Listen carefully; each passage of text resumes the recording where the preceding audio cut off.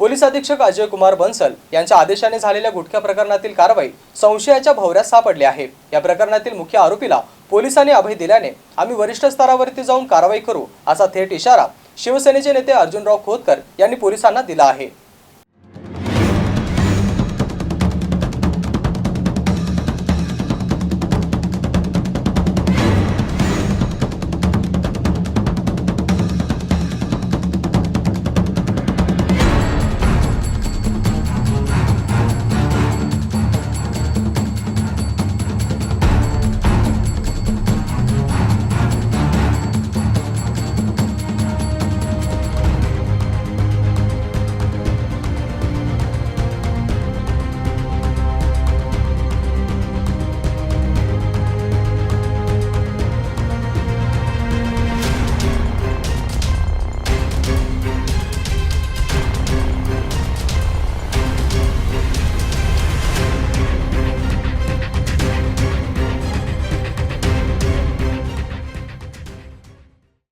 जिल्ह्यात अवैध धंद्यांचं प्रमाण सध्या वाढलेलं आहे। या पार्श्वभूमीवर काल तुमच्या माध्यमातून कारवाई झाल्याचं कळतंय, काय सांगणार? नाही, मी कायमच अवैध धंद्याच्या विरोधामध्ये राहिलेलो आहे।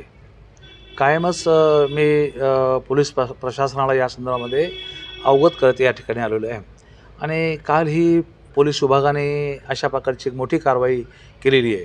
मी पोलीस विभागाचं माननीय पोलीस अधीक्षक असतील, उपअधीक्षक असतील, बाकी इतर LCBचे अधिकारी असतील किंवा तालुका जालन्याचे अधिकारी असतील यांचं मनापासून स्वागत करतो।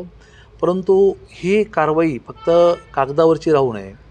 खरं तर अशा प्रकारच्या माझ्या माहितीनुसार 500 ट्रक अशा जालना शहरातून रोज पास होतात।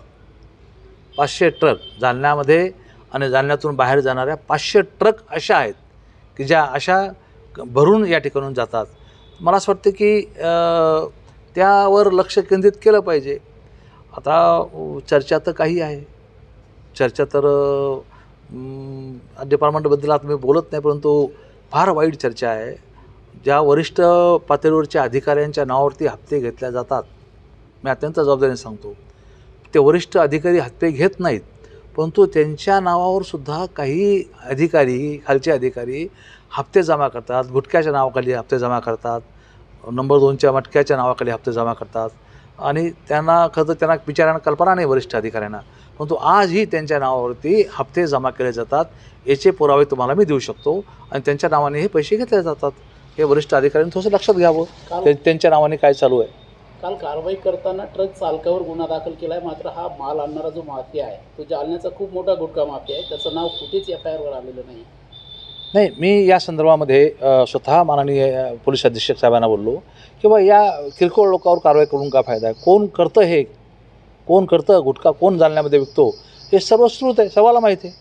विकणारा कोण आहे, पोलीस त्यांच्यावर पोहोचत का नाही?